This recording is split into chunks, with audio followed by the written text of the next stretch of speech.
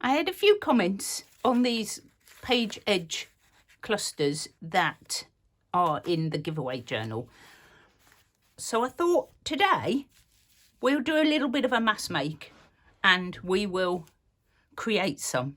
So if you're not into grungy, this can be adapted to whatever journal you're making. I do have some shabby chic ones, which I'll show you at the end. But I'm going to put these away because obviously I have been having a bit of a play with the clusters. So what are you going to need? A pile of grungy scrappy papers, nothing that you would use anywhere else. A load of scraps. This is obviously grungy because this is my style. And also either sewing machine, fabric glue, or even a stapler. Okay, whichever you've got. So I have old magazines. It doesn't matter what's on it. Just rip up some lengths like this. Pop them on.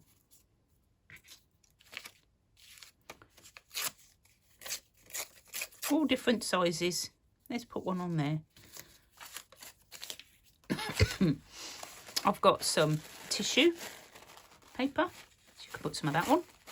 Whatever you've got lying around that you think, oh God, I know that will be useful for something. What shall I do with it? There you go. Make some clusters. Make some page edge clusters. I'll pop that on. I've got loads more of that. I do have these napkins, which I can't remember where they came from. I did bring some back when I went on holiday to Australia. They have these with in the on the airplane. Very handy. Just take off the edges. Let's put one on there. Just random, guys. Don't think too much. Okay? Don't worry. And no stress. This is a very relaxing way to craft. If you are in like one of them ruts and you just don't know what to do, making these I find quite relaxing. I'm going to pop this one on underneath. I've got 3 lots of book page on that. So if all you've got is book page, then use book page. You don't need to have loads and loads of different varieties stuff. I mean, that is perfectly fine. Right, I've got a bit carried away with the paper ones because what I really need to do is add some bits of fabric. So I've got roughly 4 layers on each sort of piece. And I'm going to get this. This is my tea-dyed bandage. Now, I don't know if you know, but bandages apparently have a lifespan. And when they run out, they're no good to anybody. Except us crafters, obviously, because I've got a job lot at the car boot of bandages that are out of date, apparently.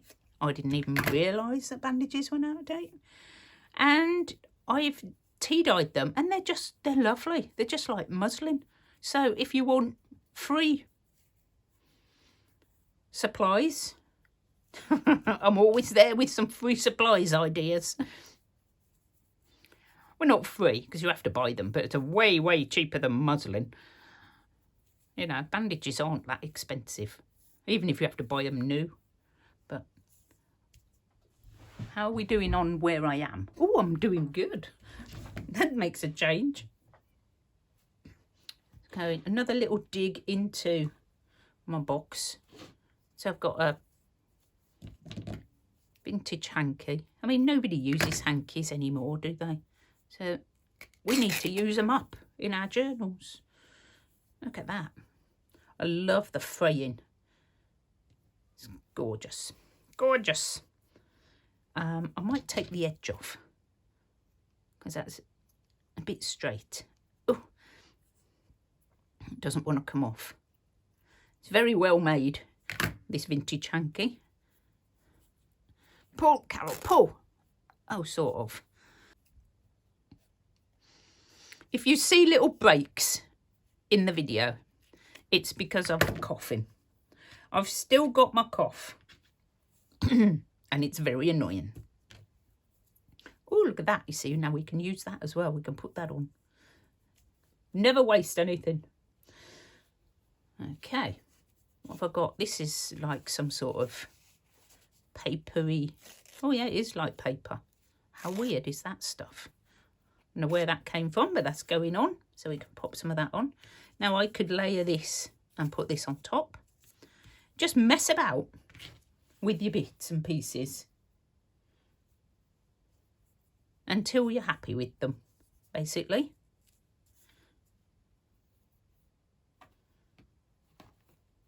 I know. I've got so many scrappy bits. And when I get down to quite, you know, a few, I'll just tea dye some little pieces like this. I mean, that was bright pink. And if you know me, you know I probably wouldn't have used bright pink in anything, to be honest. I'm going to pop that one onto that one, and I'm going to put this on here. So you can change your mind as well. See? Easy. Oh, look at that. We'll have the picture on. Interesting. Right, I think we need something on there. What should we put? What's this? I've got this I coffee dyed. Very dark. Let's have a little piece of that.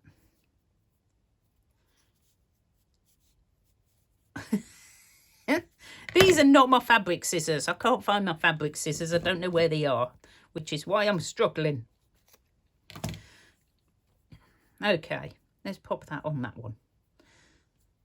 Right, as you can see, they're all completely different. So you just use the bits that you've got, and oh, there's another bit of that. We'll put that on there. Right, so now we're going to stitch them. Now, if you are gluing them, then obviously skip this bit.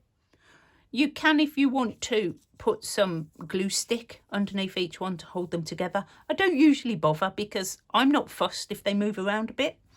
So we're just going to go and over to my machine.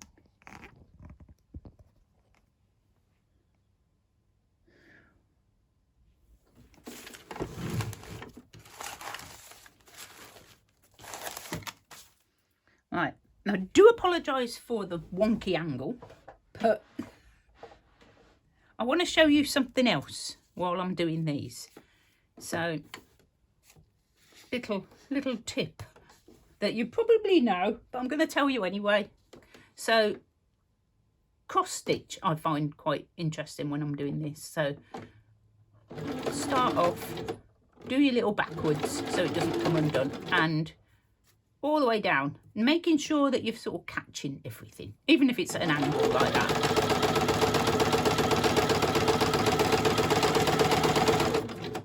And get to the end, and then I do a little back. Grab my next piece, like this. Obviously, I have not planned this one very well. Right, so I'm like that. Lift your needle up, move it forwards, and do the next one. Exactly the same. And you are locking that. It's not going to come apart because you've like backstitched it.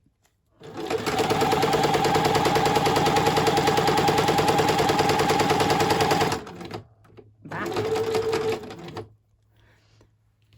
This is why I don't sew on my machine unless I'm showing you something. So move that one out of the way. Oops. Things are moving, doesn't really matter. And off we go again. It's folding over. That looks cool.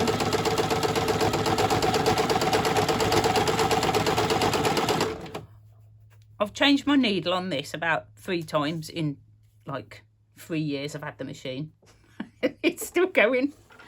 I don't usually change them. They usually break.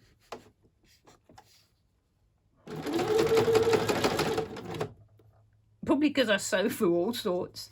But you know what? Hobbycraft And this is their basic one, and it's amazing. Oh, Hobbycraft is the probably only craft store that we have in the UK.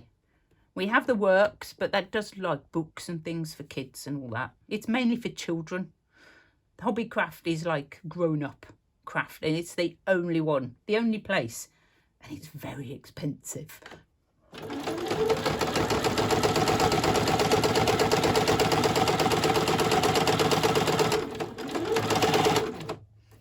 Okay, back to the table. We'll just cut that bit. There we go, more familiar view. So you've got all of them in a row. Just chop them apart. And you have saved yourself a lot of cotton. I know, I'm very thrifty, in case you hadn't noticed. So there they are. I'm only joking. Now we get to put some stuff on. So I have some ready-made bits because I don't want to spend like hours doing this. You've probably got these. Like, I've made more clusters. This is brown paper, which I didn't put on, actually, just for a change. And the same principle as I made these. So whatever you've got, they always turn out different. They're never the same. Let's just do them. Don't think too much, Carol. This one's got a big, nice big bobble in the back, obviously. I went round and round it with the sewing machine. I'm going to put lots of glue on because it's quite a weird little shape. But I always do the sewing bit first and then put my embellishment on the top. If you want to staple it for more texture, then feel free. As you can see, absolutely yummy. Where they are to me. I also made these with some of that. And these are just cut out of, no, not those, these, cut out of my vintage book. And I've covered them with a layer of PVA, let them dry, backed them. Obviously, I backed them because they'd stuck to that. And it's very, very thin. It was like this sort of paper, which is like almost see-through. And then I've sewn around them. So they are really cool little embellishments. So if you can't think of anything to do with your pieces and you don't want to be sewing that on, but I've done some sewing around it. We're going to glue this one onto there. I mean, you don't need to do ladies. If you've got vintage books that have got like butterflies or things like that, that would be pretty. That'd be nice. So let's try and put her on the right way up, whichever the right way up is. And I hardly ever put things on straight. They always sort of go at a bit of an angle, which I sort of like. It adds to the wonkiness. Right, so we've got a couple left to do. I've also made these. This was like a masterboard, and I've just got this left. So I was thinking it might look really cool on here, on one of these, like this. But it does need something else, so I'm going to add a button. Because buttons are cool. So I'm going to pop that on there somewhere. Where should we put it? I will put it over here. It looks thinner there. And I'm going to do this again, where I'll go down and go through. Whoops, leave myself a little tail and come back up. I'm hoping to come up in the diagonal bit.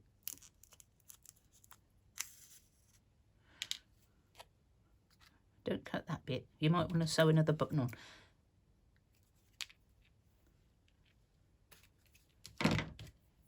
That back with me buttons. So I'll do that first. You can glue it on. Absolutely no problem if you want to glue. It's obviously, if you're a sewer, you've got buttons. Obviously. So I'm thinking, where should we put it? Should we put it up here? Looks like a place was made for it there, doesn't it? So use up all them scraps.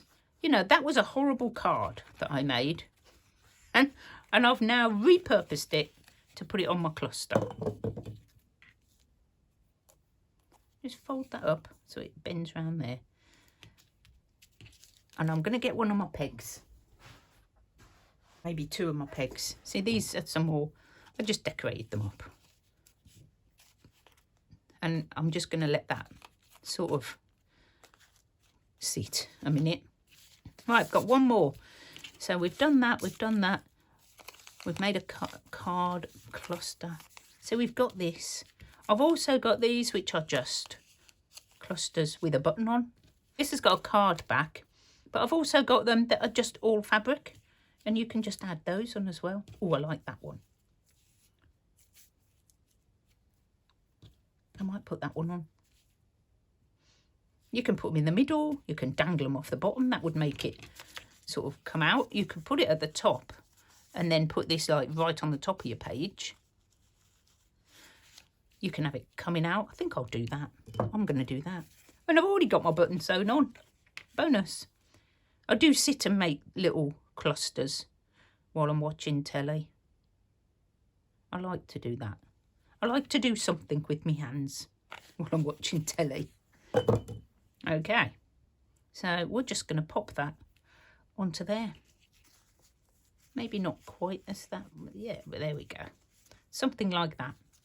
So, there you go. That's how I make my grungy side page clusters.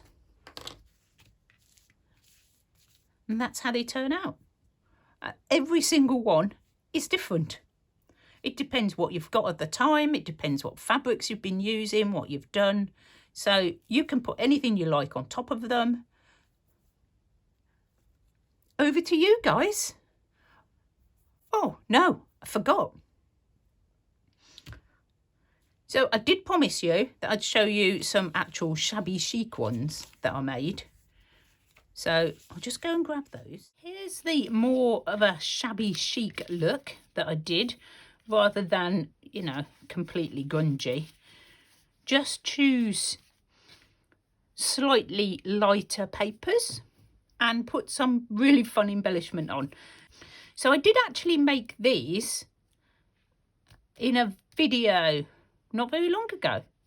I'll leave that at the end. So if you want to watch it, it'll be the next video up. But yeah, so I made these clusters, including a little puffy cat. You don't need to add much. So these all go on my page edges. And I did these ones because I'm doing a shabby chic journal. It's on my unfinished list. So there we go. So whatever style of video, whatever style of journal you're doing, obviously I've got all these as well. So yeah, I'm done for a bit with clusters. I don't think I need to make any more. I'll see you all very soon, guys, with something new. Bye.